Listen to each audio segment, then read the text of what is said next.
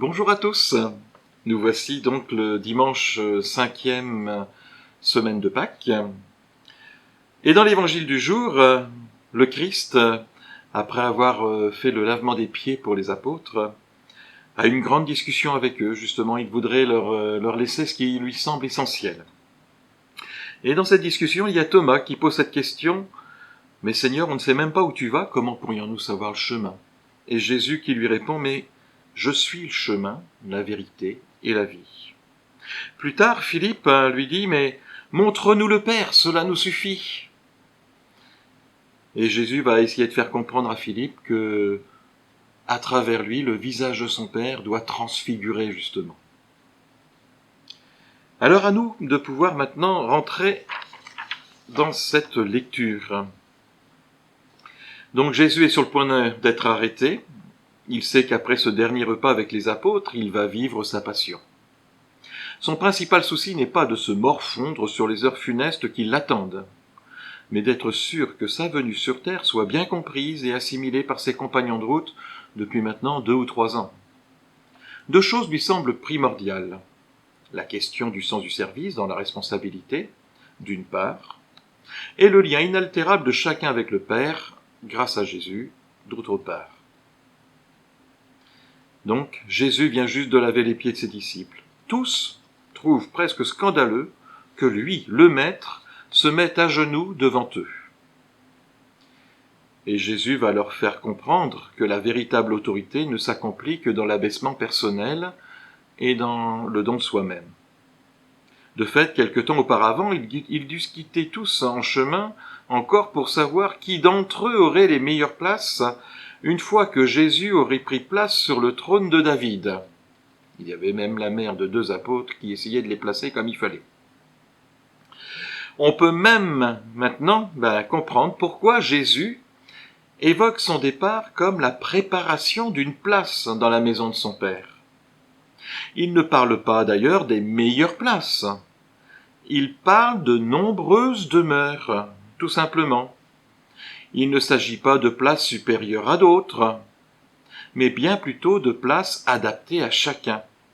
Un peu comme d'un pied qui aurait trouvé sa chaussure idéale à la bonne pointure, quoi. Alors qu'est-ce que ça peut nous faire enfin comprendre aujourd'hui ?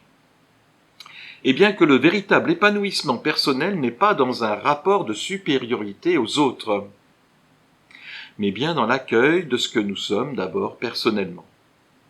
En d'autres termes, si tu veux être bien dans tes baskets, ne te compare pas et sois toi-même. Dans le royaume de Dieu, notre demeure ne sera pas en fonction de nos mérites ou de ce que nous aurons fait sur terre.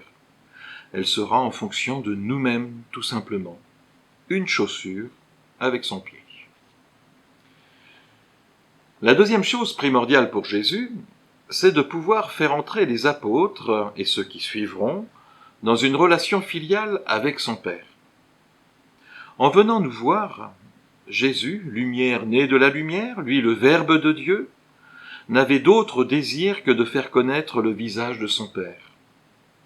Lorsqu'il leur avait appris à prier vers son Père, il leur avait dit justement « Dites Abba », ce qui veut dire « Papa ». Jésus nous a confié l'affection qu'il avait pour son Père. Et parfois je me dis, pourquoi ne pas avoir gardé le début de sa prière par le mot affectueux, papa, tout simplement. On n'est pas fait de bois, on a un cœur, on a des tripes, on a peut-être aussi besoin de dire parfois notre affection. Quand on y pense, c'est quand même extraordinaire de pouvoir être invité dans cet amour trinitaire. L'Esprit Saint nous prenant par la main pour dire ensemble la prière du Fils de Dieu envers le Père. On pourrait dire comme Thomas face à Jésus ressuscité, « Mon Seigneur et mon Dieu, tu es sensationnel. » Il nous faut donc passer par le Fils pour se lier d'amour avec le Père.